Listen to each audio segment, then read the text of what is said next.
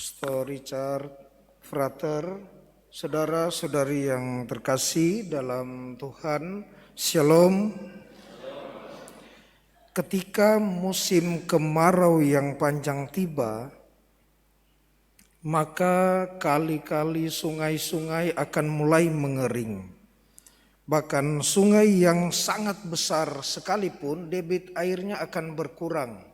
Apalagi cuman sungai tada hujan akan kerontang dibuat oleh musim kemarau yang kering itu. Salah satu hewan yang bernama wildebeest misalnya, hewan ini adalah hewan yang bergerombol. Kalau berjalan ya sambil berlari kencang, mereka akan merumput mencari makanan secara bersama-sama. Dan puncak usaha yang paling tinggi adalah ketika mereka menemukan air. Dan di sanalah kendati ada buaya akan berupaya untuk saling menikmati ini air. Buaya di kubangan air menikmati air, sedangkan hewan ini harus minum setelah perjalanan jauh antara hidup dan mati. Kalau hidup syukur, kalau tidak diterkam buaya dan sebagainya. Saudara-saudari yang terkasih dalam Tuhan, perjalanan yang panjang umat Israel bersama Musa di padang gurun pada akhirnya menyisakan cerita ketika umat Israel mengeluh, "Kau mau bikin kita mati di sini kah? Mana air? Betul kita tersiksa di Mesir, tetapi kita masih bisa makan enak, air tersedia. Tetapi di sini kita akan kelaparan dan bahkan air kita susah. Sekarang kami minta air." Lalu Musa memukul gunung batu dan dari gunung Horeb itu keluar air.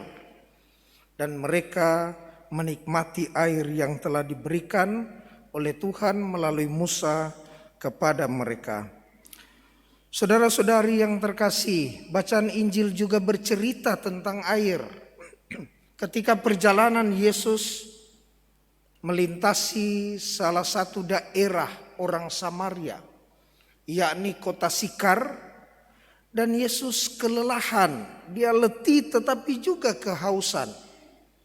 Yesus haus dan dia mampir di sebuah tempat, duduk dekat sumur Yakub, dan ada orang Samaria, perempuan Samaria yang juga duduk di situ. Dan Yesus katakan, "Berikan saya air, berikan saya minum, berikan saya air." Lalu perempuan Samaria ini bilang, "Ya bagaimana mungkin? Ya, Anda datang tidak mempunyai timba. Anda adalah seorang Yahudi, mau minta air kepada saya." Saudara-saudariku yang terkasih, air sumur bagi orang Israel adalah sesuatu yang sangat berharga, bahkan hampir sama harganya dengan emas. Siapa yang punya air berarti dia termasuk orang-orang yang berpunya untuk memberikan jaminan kepada anak cucunya, sehingga sumur sering diwariskan. Jadi tidaklah heran ketika perempuan Samaria bilang, "Ini adalah sumur Yakub, bapa kami." Sebagai cucu Abraham yang melahirkan Yudaisme, ini adalah dia berikan kepada kami anak cucu. Engkau lebih besar dari Yakub yang akan memberikan kepada kami air. Kau bilang kau memberikan kepada kami air, tetapi engkau tidak punya timba. Bagaimana mungkin? Percakapan awal antara Yesus dan orang Samaria, perempuan Samaria terjadi. Tetapi masuk pada dari percakapan biasa-biasa, masuk pada percakapan yang lebih mendalam. Bahwa ada pergeseran dari dahaga jasmaniah, saya haus jasmani, menuju kepuasan rohani. Aku akan memberikanmu air hidup. Dari sumur Yakub engkau akan merasakan haus lagi.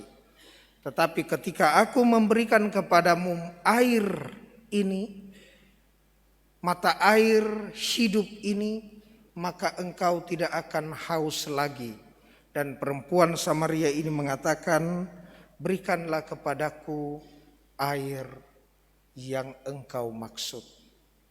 Saudara-saudariku yang terkasih dalam Tuhan, perjalanan kita sebagai orang Kristiani, terlebih di dalam masa Prapaskah ini sebagai orang Katolik, diibaratkan sebagai satu perjalanan melintasi padang gurun.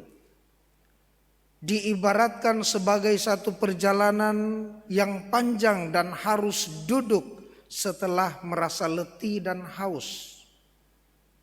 Perjalanan yang melewati padang yang gersang, panas, melelahkan, tetapi juga membutuhkan satu peristirahatan, satu perhentian demi perhentian, pertama, kedua, ketiga, keempat, sampai pada ke-14.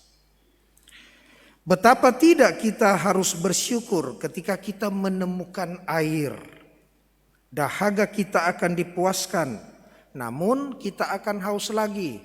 Minum lagi, dipuaskan, namun kita akan haus lagi. Begitu seterusnya. Ketika air hidup yang akan kita teguk, kita akan merasakan ada mata air di dalam diri kita.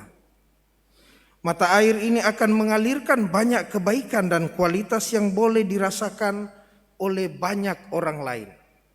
Kalau mata air ini sudah kita teguk, kita tidak cukup bersyukur, tetapi kita harus pelihara agar mata air ini sebagaimana yang menjadi warisan dalam pandangan Yahudi sangat-sangat berharga. Bukan hanya seperti ketika Musa memberikan kepada Israel dari gunung batu Horeb air, atau sebagaimana dari sumur Yakub air, tetapi kita harus memelihara agar supaya mata air yang hidup ini tetap senantiasa memancar sampai kehidupan kekal.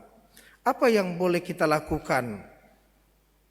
Apa yang harusnya kita lakukan sebagai orang Kristiani setelah meneguk, merasakan, mengalami mata air yang hidup ini? Bacaan kedua memberikan kita peneguhan-peneguhan. Pertama, kita harus memelihara iman dalam Roma 5 ayat 1. Bahwa keyakinan dan kepercayaan kita akan Allah merupakan satu anugerah yang pertama-tama di samping usaha kita sendiri. Karenanya kita tidak boleh bermegah bahwa saya ini beriman, saya memiliki iman yang kuat. Kita tidak boleh bermental angkuh rohani, tetapi kita harus senantiasa memelihara iman dengan satu kerendahan hati. Selalu menjadi indikasi bahwa kita ini beriman. Orang yang beriman adalah orang yang rendah hati. Yang kedua, kita harus tetap berharap. Kita harus tetap berharap. Berpengharapan sebagai orang percaya melampaui optimisme dari para pebisnis dan motivator. Memang bukan dimaksudkan bahwa para pebisnis ini tidak mempunyai pengharapan, tetapi pengharapan jauh lebih tinggi dan lebih dalam dari sekedar optimisme, dan itu harusnya ada dalam diri para pebisnis Katolik, para pebisnis Kristiani yang memiliki pengharapan. Saya berjumpa dengan banyak orang, tentu karena saya seorang imam, lalu berjumpa dengan banyak pengusaha, banyak pebisnis. Oh, cerita ini sana sini sana sini. Tetapi hanya segelintir mungkin kalau ada 10 yang saya ketemu, mungkin hanya 1 yang selalu bercerita tentang ketika dia mengalami kejatuhan, ketika bisnisnya goyah, ketika ini, tetap selalu berpengharapan. Tidak pastor, saya tetap percaya ini Tuhan punya jalan. Karena optimisme selalu menolak kegagalan, tetapi pengharapan merangkul kegagalan. Optimisme tidak membuka peluang untuk jatuh, tetapi pengharapan merangkul luka dan derita. Kalau gagal, ya sudah saya rangkul. Yang terakhir, yang ketiga, di dalam hati kita orang beriman senantiasa mengalir kebaikan hati. Betul, tetapi kebaikan tidak cukup. Harus kebaikan hati mengarah pada kebenaran. Orang baik tidak cukup, harus menjadi orang baik yang benar. Karena kata bacaan kedua, banyak orang mungkin mau berjuang untuk mati sekalipun itu kematian. Orang baik mungkin ada yang mau mati, tapi yang benar belum tentu. Putus cinta, menunjukkan cintanya kepada pasangan yang sangat besar, dia kau lihat saya punya baik, saya punya cinta sama kau nak. Akhirnya dia mati di rel kereta api misalnya. Tetapi ini tidak benar. Maka marilah kita berusaha menjadi orang beriman yang tetap berharap dan berpengharapan di dalam kebenaran. Tidak cukup di dalam kebaikan. Saudara-saudari yang terkasih, perjalanan menemukan air kehidupan tidaklah mudah. Namun ketika kita menemukannya, ada sukacita pasti yang akan kita alami. Dalam masa Prapaskah ini, pekan Prapaskah yang ketiga, marilah kita bukan hanya berani bertobat, tetapi juga berani berbagi pengalaman iman. Mulai dalam percakapan sehari-hari, sampai pada sharing iman yang mendalam seperti Yesus bersama perempuan Samaria itu. Dengan demikian kita akan merasakan apa yang dialami oleh perempuan Samaria itu saat berjumpa dengan sang air hidup. Semoga demikian.